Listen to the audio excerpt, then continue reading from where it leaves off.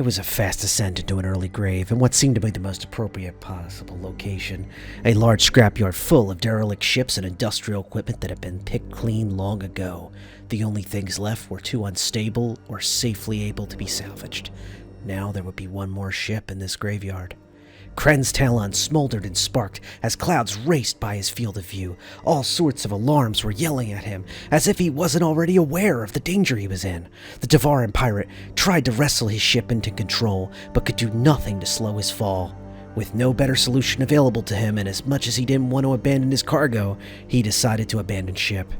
As he ejected the pod, his console lit up with warnings. The cockpit of the Talon was supposed to separate from the rest of the vessel, but the damage to his ship had impacted the latches. They didn't detach properly. But the cockpit tried to fire anyway.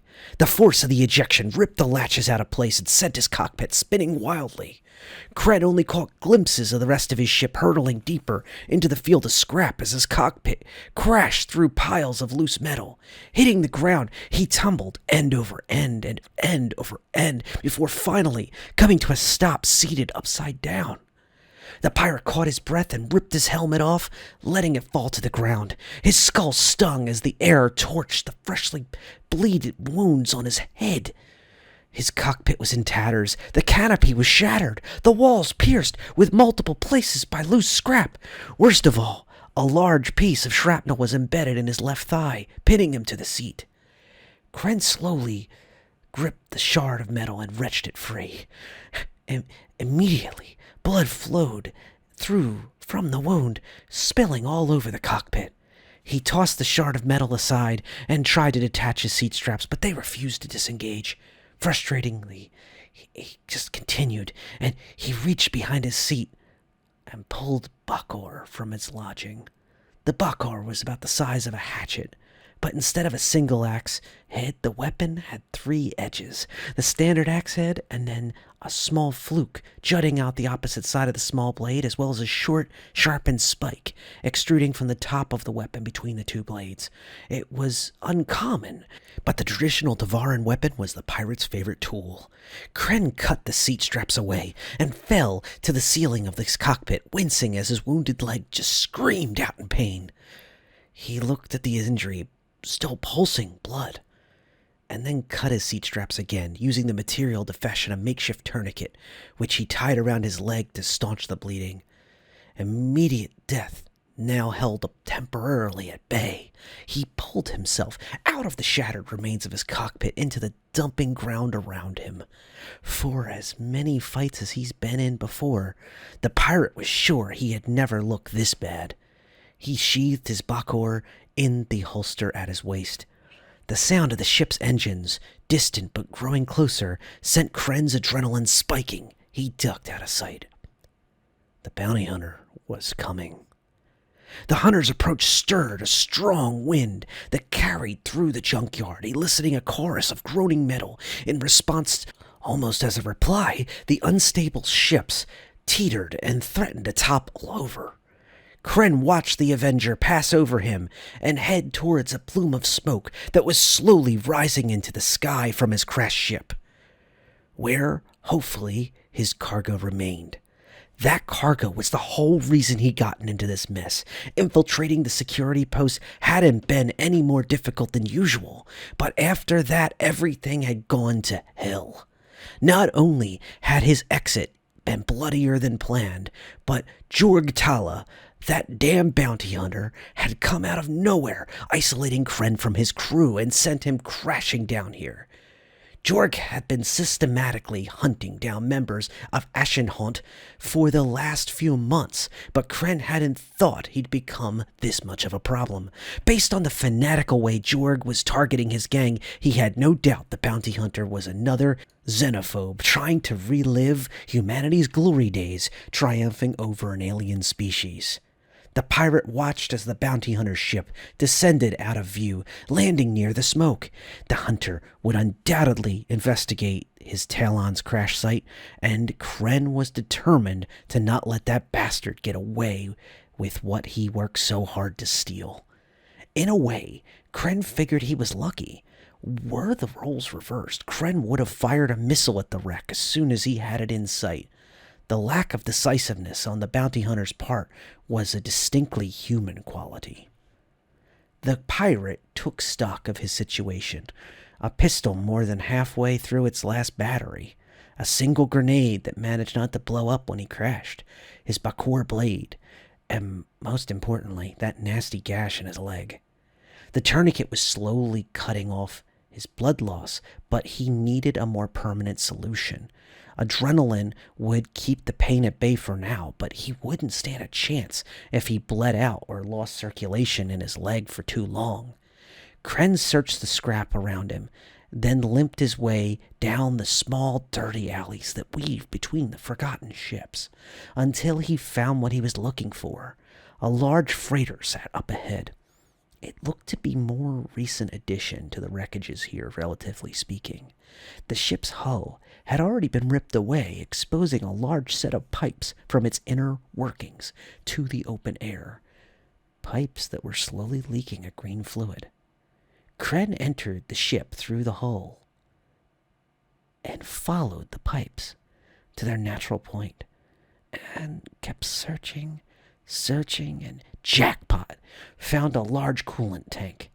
He smirked, knowing exactly how proud Ragwheel would be when he heard this story. It was proof that Kren actually listened to the old damn mechanic, even when he pretended not to. Kren took a deep breath and drew the bakor. He was about to make a lot of noise, but he needed to get this done. If Jorg heard him, then so be it.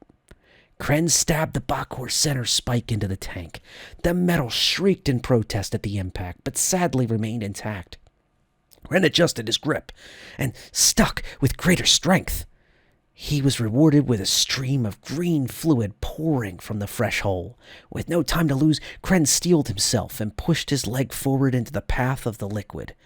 It took every shred of his willpower. He had to force himself to remain where he stood, gritting through the pain as the caustic chemicals burned his wounds, but cauterized them. Then he turned his leg and burned to the other side, where the scrap had pierced through. When the wound was fully sealed, Kren yanked his leg from the chemical and buckled on the spot. The sickening metallic scent of his blood melded with the acrid sting of the coolant, making his head swim. Looking down at the ruined flesh of his leg, he wasn't sure he'd ever walk the same, but at least he had stopped the bleeding finally. Limping heavily, Kren exited the freighter the same way he came in and found the small trail of smoke still forming of his ship, which he used as a guiding star to continue deeper into the scrapyard. The collection of ships grew messier and deeper as he ventured. More and more, the paths led to dead ends into the mounds of rusting metal, but unwilling to risk the noise he'd make to clamber over the scrap to beat out the end, he blindly continued through wherever paths would lead him, taking a circuitous route towards his ship. He kept his steps as light as possible. His injury was certainly on his mind, but despite his efforts, it proved impossible to be totally silent. The proof? A bullet that ripped through his shoulder. The sudden impact dropped him behind a heavy sheet of metal. A burst of additional gunfire followed and impacted centimeters in front of his face towards his impromptu cover. Clearly Jorg had found him. The fact he had found him so quickly did at least give the pirate hope of one thing. Maybe his cargo was safe. "Kren!" the bounty hunter called out. He sounded far away. "Time to give it up. It's over." Kren pushed himself against the plate and put his hand on his shoulder. Thankfully, the bullet had pierced through completely and seemed to have avoided causing any major damage. As the chant says, do not let misfortune distract from your blessings. He peeked out from behind his cover and caught a glimpse of Jorg, wearing a green set of heavy armor. He was perched atop the remains of a carrack, using the vantage point to great effect. Even from this distance, Kren could spot a laser pistol on the bounty hunter's hip, along with what he thought could be possibly a knife, as well as an assault rifle to blame for his latest injury. "Come on!"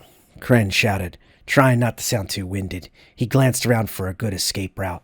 "You should know by now I'm not gonna come out as a quiet type. If you give up, I can get you medical attention," Jorg replied from his perch. "I'd rather you not die if I can avoid it. Doesn't seem like you're trying very hard." The bounty for capturing you alive is higher than turning you in dead, Jorg said. But not by much. The haunt doesn't have many friends. Kren ignored him, continuing to move until he found himself at an impasse. There were 2 routes available to him. One was over a hill of scrap, but attempting to climb it in his current state would surely draw Jorg's attention. The other, through a clearing, would leave him an easy target. Kren carefully pulled a loose length of pipe from the scrap pile and peeked over at Jorg. The hunter was looking down the sights of his rifle, searching for any sign of movement. As soon as Jorg's head was turned away, Kren tossed the pipe as far as he could. The sound of the metal hitting metal drew Jorg's attention, and Kren used that momentary distraction to step out of his hiding spot, draw his laser pistol, and unload the last of his battery at the carrack Jorg was standing on. The shots found their target with no small amount of luck. The carrack collapsed, the tower of the ship sailing onto itself, consuming Jorg with it. His battery empty, Kren tossed his blaster aside and ran across the open space as fast as his injury on his leg would allow. It wasn't fast enough. The cacophony of metal from behind him drew his gaze, and Kren turned to see Jorg pushing out of the remains of the fallen ship. He seemed to have lost his rifle in the fall, but was otherwise unharmed, his armor only scuffed and scratched from the fall. Kren cursed. He'd stand no chance against Jorg until that damn armor was dealt with.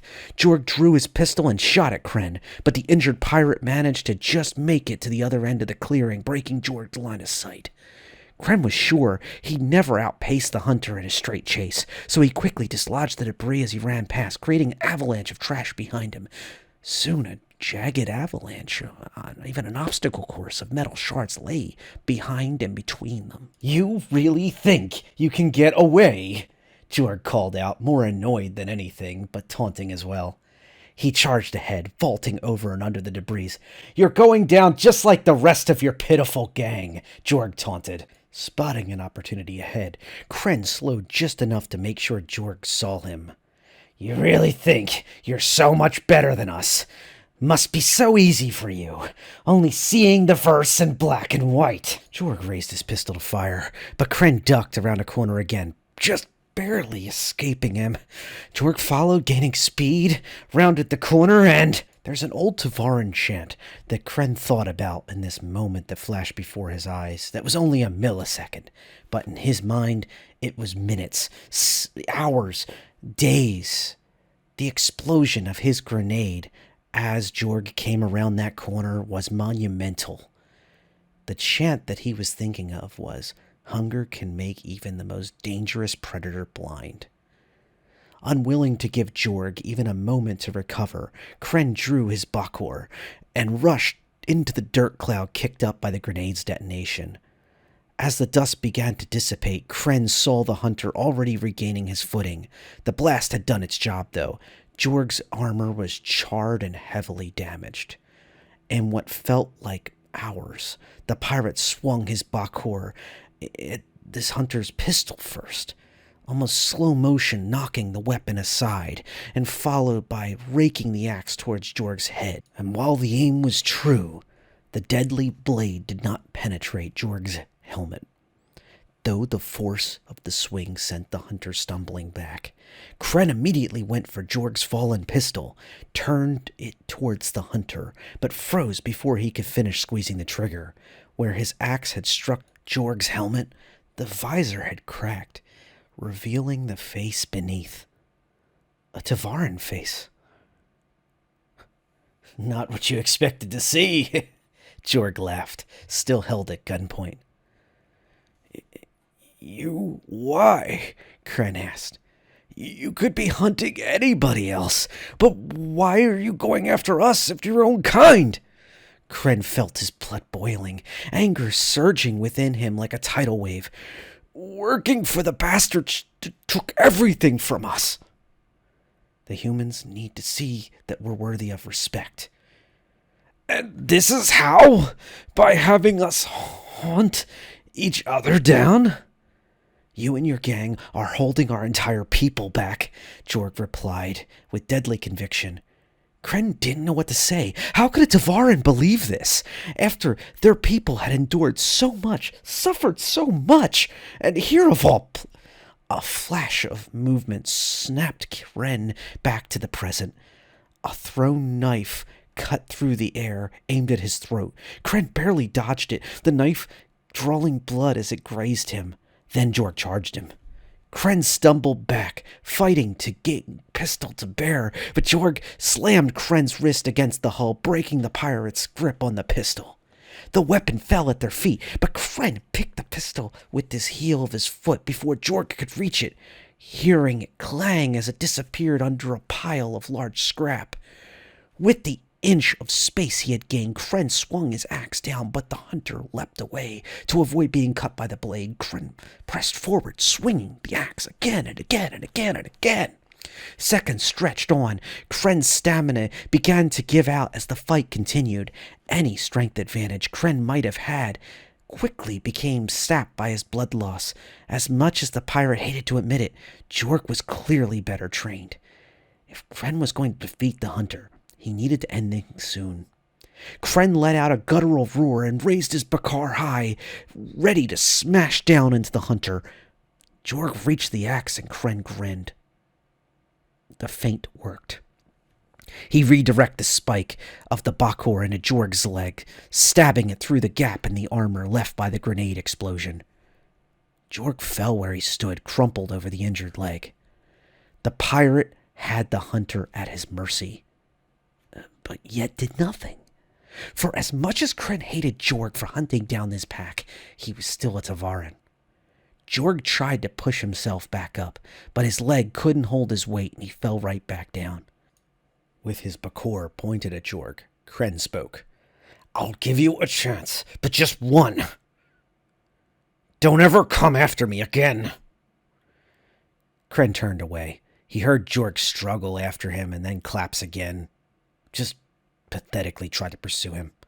Kren tried to come to terms with his new understanding of Jorg when he finally reached the end of the smoke he had been following at this time.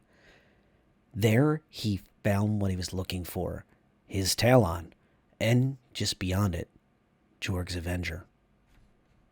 Kren's own ship was wrecked, already at home in the landfill of scrap metal. But at least it seemed his smuggling compartment hadn't been compromised.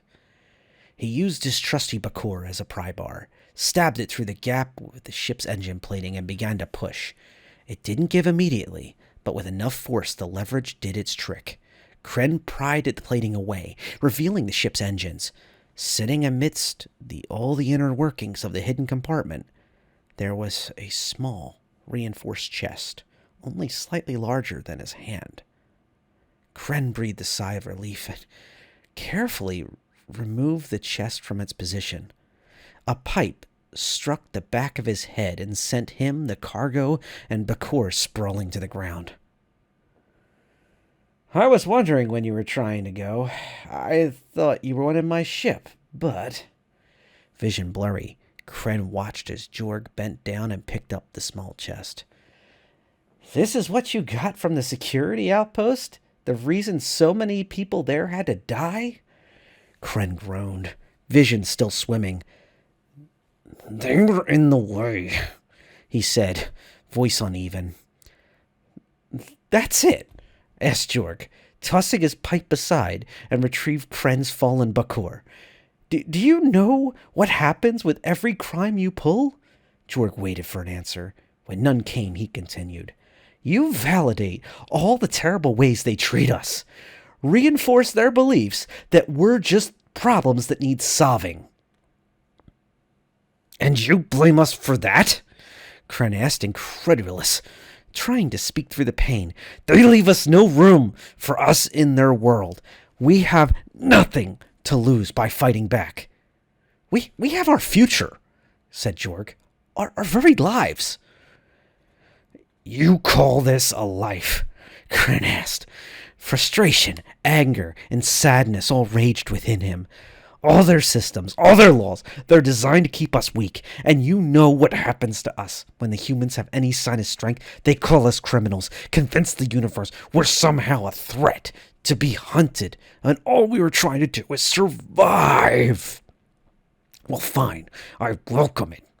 If they want me to be a criminal, I'll be the best one I can be. I'll show them exactly what our people are capable of. What's in here? Jorg held the box in between them. What's worth all that misery? See for yourself. The code is 2610.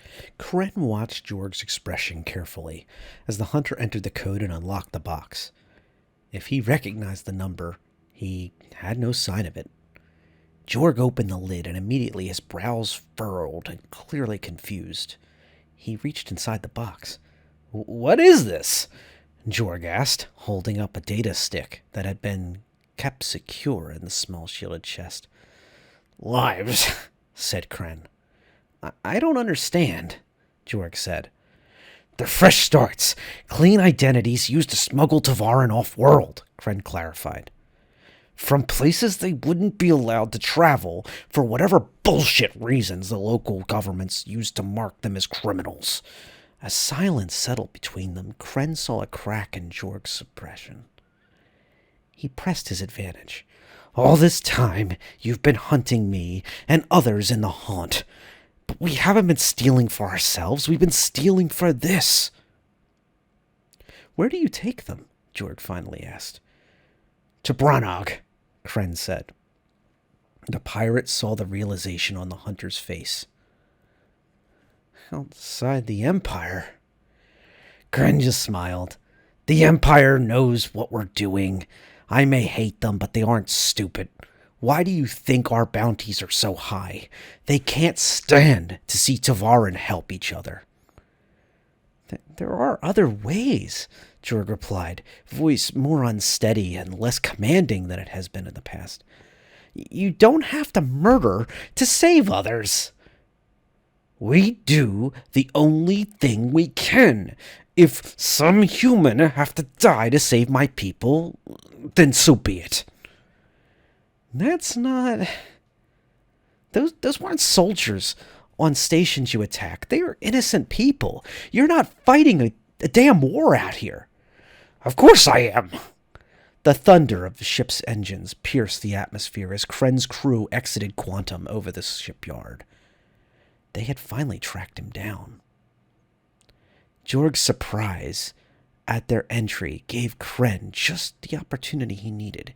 He charged at Jorg and threw all of his weight into the hunter, taking advantage of every pound he had over the smaller Tevarin.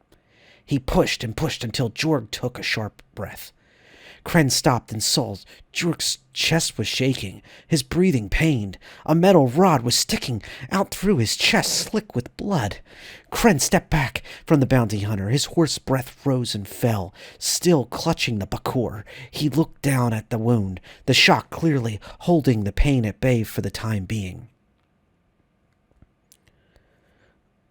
"Well," he managed in a ragged whisper, "definitely not worth the extra credits."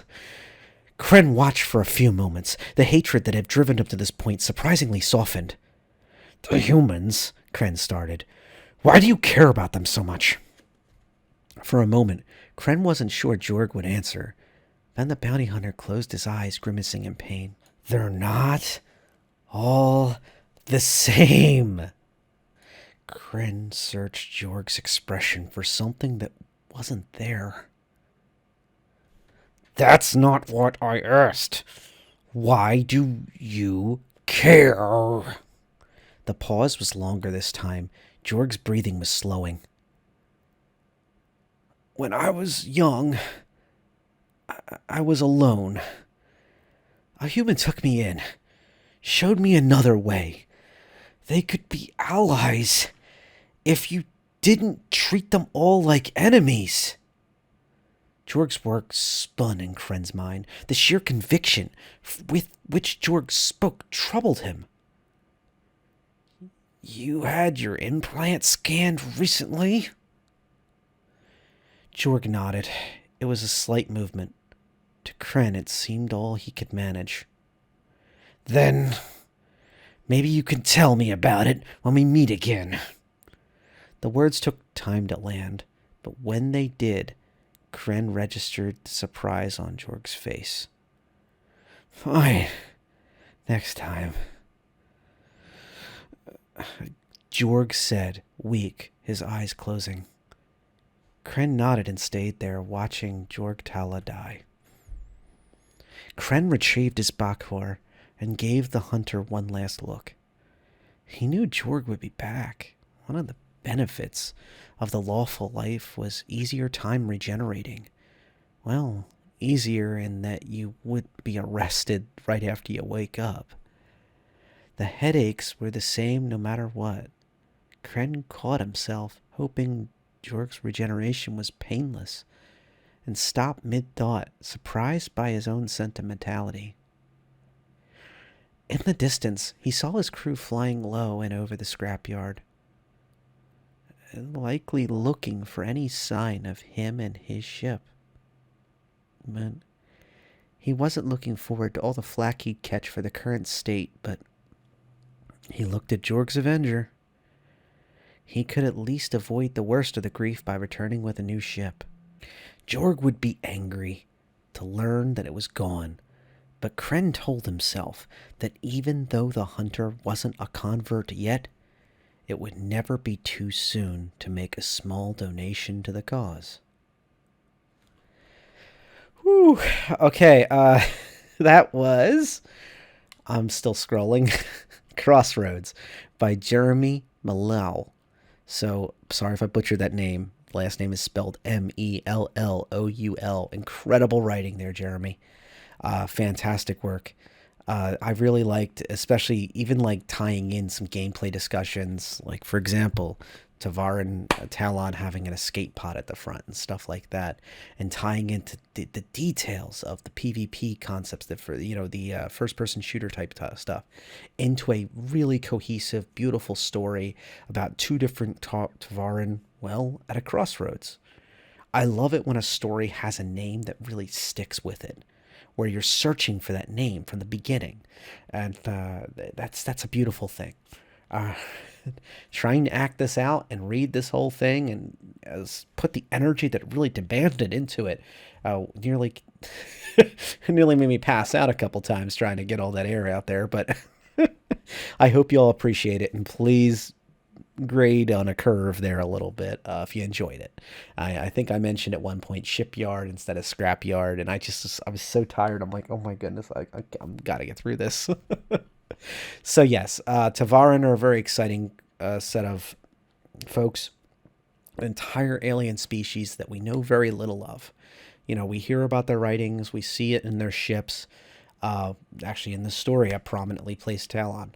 And the Tevarin are a proud species, clearly. And it's really fun to see some of that background and also what, newer, modern-day Tevarin are dealing with, both inside and trying to leave the Empire. Fascinating story. Data running, pirates, bounty hunting, scrapyard shootouts. This story's got everything. I really enjoyed this. More of this, lore team. More of this, please. More of this. Serialized fiction is a fantastic thing to throw out there. And yeah, especially when lore ties into an exciting story like this. The only thing the only thing I would mention is that I wish it had more discussion of where it was at, which moon this was all taking place on, or an asteroid, or I should say a planet or a moon, because it did have a breathable air. And I understand why, because the story needed the helmet to be damaged to try to show the face, which was an excellent reveal. Yeah. I need to do more of these in surprise mode. By I learn it while I'm reading it, but I can't because I have to script these ahead of time. Even though it seems like sometimes I'm betting for the fences too much and it looks like that, I do actually have to format these. I never change anything that's lore based as best I can. I just change the flow, the changes of like the turns of phrase if necessary. Obviously nothing that is sensitive. Like for example, if something's 3 sentences, I might turn it into 2. If there's some momentum happening in a fight, I might continue the fight into the other paragraph instead of just stopping constantly. I might take out one minor thing, to make it all work together. Like, I think, for example, the green fluid, I was very careful with that, for example. Whereas when you come up to something like the jackpot story, so when he first got to the ship, when Kren is entering the ship and he's trying to find a way in, the original wrote like pipes to their natural point and jackpot found it. I made it sound like he was searching, so he was searching and searching and searching, and finally jackpot. You know, he found the large coolant tank, trying to add some some depth there and make it for reading. You know, like anything, if you're dramatic reading something, it's different than writing it. So yeah, adapted, I think is the word, the fancy word I was looking for. But I am pretty damn lightheaded. I'm doing this whole final overtime right after I finish that story, and my vocal cords are pretty mad at me for trying to do that much speaking. I apologize if some of it sounds a little cut off in certain spoken parts, but there is 3 different times there is people yelling in this story, so it's kind of hard for me to adjust my gain, my angles, and everything else. Uh, that's the only okay. That's another complaint I have, I guess. But that's my own damn fault for not rewriting that, I guess. And two, they taunted each other instead of like yelling and screaming and stuff. All right, that's been good. Please, if you made it this far, don't forget to subscribe if you haven't already. Thank you to my long-term subscribers for sticking around. This is the kind of content I love to make, and it adds the variety and I think the spice of life, so to speak, of keeping me interested in Star Citizen, kind of digging deep into these stories. And not just these, I want to have more stories with players as the game kind of becomes bigger and wider worlds. And I'd even like to get into interviewing. So bring some of this emotion, some of these ideas, some of this writing, and kind of bring it into really well-tailored questions for interviews. So stay tuned for that in the future. I think I'm going to start really, really small in the sense of just having a Q&A. So thanks again for tuning in, and fly safe.